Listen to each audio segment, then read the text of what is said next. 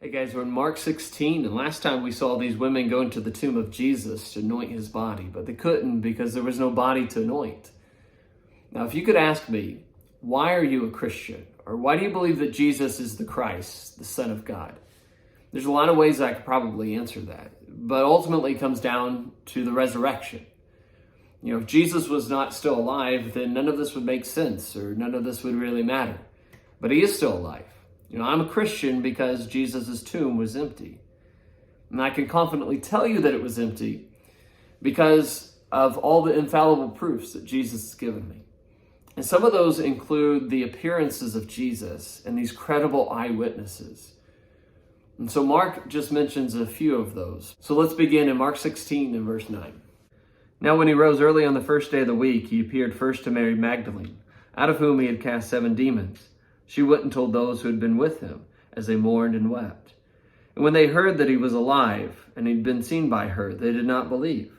After that, he appeared in another form to 2 of them as they walked and went into the country. And they went and told it to the rest, but they did not believe them either. Later he appeared to the 11 as they sat at the table. And he rebuked their unbelief and hardness of heart, because they did not believe those who had seen him after he had risen. First, notice that Jesus was resurrected on the first day of the week. The first person that he revealed himself to was Mary Magdalene. Now, probably not our first choice. She was a woman, and women were not considered to be credible witnesses back then. Now, I know I would believe her, you would believe her, but different time, different culture. Jesus always went against the culture, so he revealed himself to Mary Magdalene. Not to mention, she was possessed by 7 demons. Jesus had released her, but she was possessed. She went back, told the disciples didn't believe her. Then he appeared to 2 on the way out to the country. Probably the same 2 that's mentioned in Luke 24 on the road to Emmaus. Cephas and another disciple. And remember, they were telling him about everything that had happened to him, and they didn't realize who he was. But finally, when they sat down to eat, they realized who he was, and he disappeared. So they went back to the disciples and told them, and they didn't believe them either. And then finally, he reveals himself to the 11. And he rebukes them because of their unbelief, because they didn't believe those who had saw him resurrected. And so they should have believed, but they didn't believe. It makes me wonder why they didn't. Number one, Jesus told them he was going to be resurrected from the dead, so I don't know why they didn't get that. But I think maybe they didn't want to give their hopes up. Maybe that's part of it. Over the years, the experts have gone from laughing at the idea of the resurrection to as early as the 1970s. To actually thinking that it might be a possibility. Or passages like this, and passages like 1 Corinthians 15. Turn over there with me. We'll take a look there. 1 Corinthians 15, and we'll begin in verse 3.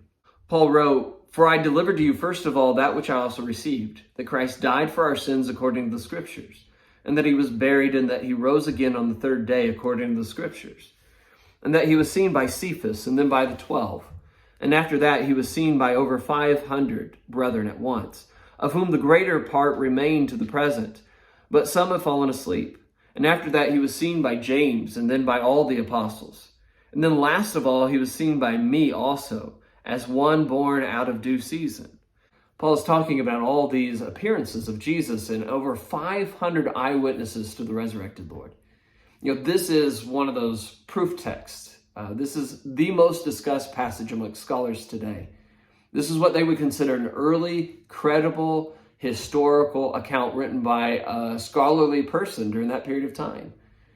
And what Paul's saying is that if you don't believe me, you don't have to.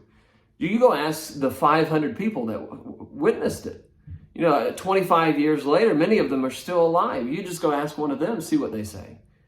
I think what's incredible to me is that a lot of the things we consider to be accurate and historical were written 300, 400 years after the events took place. But here in Mark, we have something that's written 30 to 35 years after the events took place.